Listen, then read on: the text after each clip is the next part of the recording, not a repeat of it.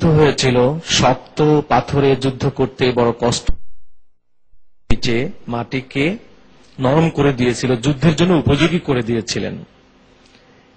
এই সেই 14 জন সৌভাগ্যবান সাহাবী বদরের যুদ্ধে শহীদ হয়েছিলেন, তাদের নাম এই পাথরেই লেখা আছে, 14 জন সাহাবী। এই সেই বদরের 14 জন সাহাবী শুহাদায়ে কেরাম যারা শহীদ হয়েছিলেন, তাদের কবর এটাই। 14 জনকে এক কবরেই দেয়া হয়েছে। এই সাদা দেয়ালটির ভেতরেই 14 জনের কবর রয়েছে। আর এর থেকে বাঁ দিকে এই সাইনবোর্ডগুলির পেছনেই একটি টয়লেট রয়েছে, হাম্মাম।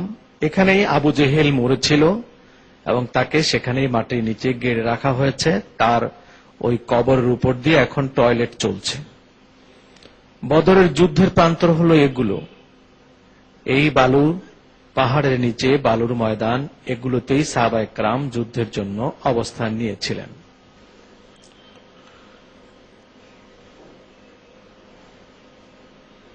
একটু আগে আপনাদেরকে এই মসজিদটির কথাই বলছিলাম। এখানেই ছিল সাহাবায়ে কেরামের শিবির। এই মসজিদের আশেপাশেই সাহাবায়ে কেরামের তাঁবু, এবং এটাই ছিল এই মসজিদটির এই জায়গাটাই ছিল মহানবী সাল্লাল্লাহু আলাইহি ওয়াসাল্লামের তাঁবু।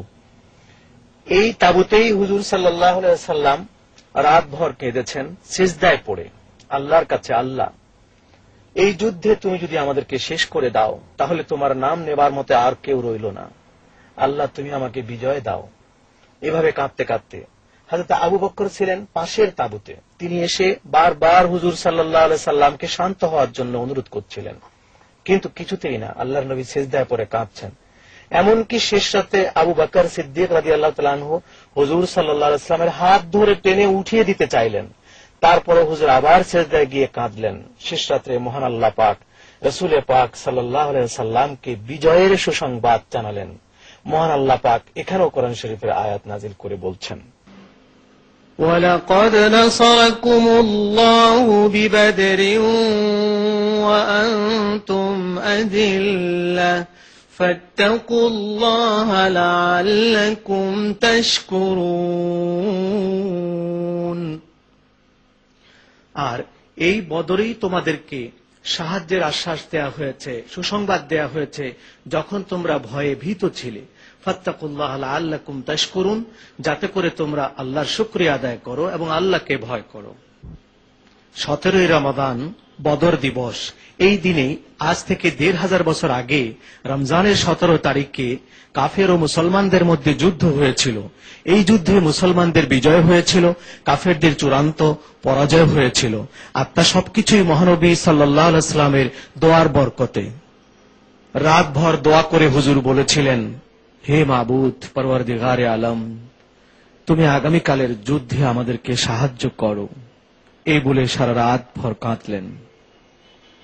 মহান আল্লাহ রাব্বুল আলামিন ভোর রাতের দিকে রাসূল পাক সাল্লাল্লাহু আলাইহি ওয়াসাল্লামকে খুশখবরি দিলেন। وَمَا جَعَلَهُ اللَّهُ إِلَّا بُشْرَى لَكُمْ وَلِتَطْمَئِنَّ قُلُوبُكُمْ بِهِ وَمَا النَّصْرُ إِلَّا مِنْ عِنْدِ اللَّهِ الْعَزِيزِ الْحَكِيمِ। এই পাহাড়ে নাজিল হয়েছিল আল্লাহ পাকের ওয়াদা মোতাবেক ফেরেশতারা। যুদ্ধ হয়েছিল এই ময়দানে। আল্লাহ বলেন, إِذْ تَقُولُ لِلْمُؤْمِنِينَ أَلَنْ يَكْفِيَكُمْ أَنْ يُمِدَّكُمْ رَبُّكُمْ بِثَلَاثَةِ آلَافٍ مِّنَ الْمَلَائِكَةِ مُنْزَلِينَ। আল্লাহ পাক 3000 ফেরেশতা এই পাহাড়ে দিয়ে সাহায্য করার ওয়াদা তার রাসূলের সাথে করলেন। আল্লাহ আরো বলেন, قد كان لكم آية في فئتين التقتا فئة تقاتل في سبيل الله وأخرى كافرة يرونهم مثليهم رأي العين والله يؤيد بنصره من يشاء إن في ذلك لعبرة لأولي الأبصار। তোমরা যখন দুদলে সামনাসামনি হয়েছিলে, একদল আল্লাহর দ্বীনের জন্য আর একদল কাফের তারা দুনিয়ার জন্য, আমি তোমাদের মধ্যে সেই যুদ্ধে তোমাদেরকে আমি প্রত্যক্ষভাবে সাহায্য করেছি। জ্ঞানীরাই তা বুঝতে পারে এবং দেখতে পারে। প্রিয় দর্শক, আপনাদেরকে ফিরিয়ে নিয়ে যাচ্ছি ঐতিহাসিক বদর প্রান্তর থেকে মদিনা মুনাওয়ারার দিকে। আজ থেকে ১৫০০ বছর আগে এই বদরের যুদ্ধ ইসলামের ইতিহাসে এক তাৎপর্যপূর্ণ ভূমিকা রেখেছিল। ১৫০০ বছর আগে বর্বর যুগে পাহাড় পর্বত পেরিয়ে গিরিপথ দিয়ে এসে বহু কষ্ট করে হুজুর সাল্লাল্লাহু আলাইহি ওয়াসাল্লাম সাহাবায়ে কেরামদেরকে নিয়ে ইসলাম রক্ষার জন্য এবং শান্তি প্রতিষ্ঠার জন্য, ইসলামী আদর্শ প্রতিষ্ঠার জন্য যে ত্যাগ স্বীকার করলেন, সাহাবায়ে কেরাম শহীদ হলেন, আহত হলেন, সবকিছু হারালেন। এই ত্যাগ স্বীকারের বদৌলতে আজ আমরা ধর্ম ভোগ করছি। আমাদের এত দূর পর্যন্ত এসে পৌঁছেছে ধর্মীয় আলো। কিন্তু এতদিন পরে একবিংশ শতাব্দীতে সবচেয়ে বেশি আধুনিক সভ্যতার যুগে সব রকম সুবিধা পেয়ে, সুবিধার সর্বোচ্চ আসনে আমরা পৌঁছে ইসলামের জন্য আমরা কি করতে পেরেছি, ইসলামের সঠিক মর্যাদার আসনে আমরা কতটুকু ইসলামকে সমাসীন করতে পেরেছি, প্রশ্নটি সবার কাছে।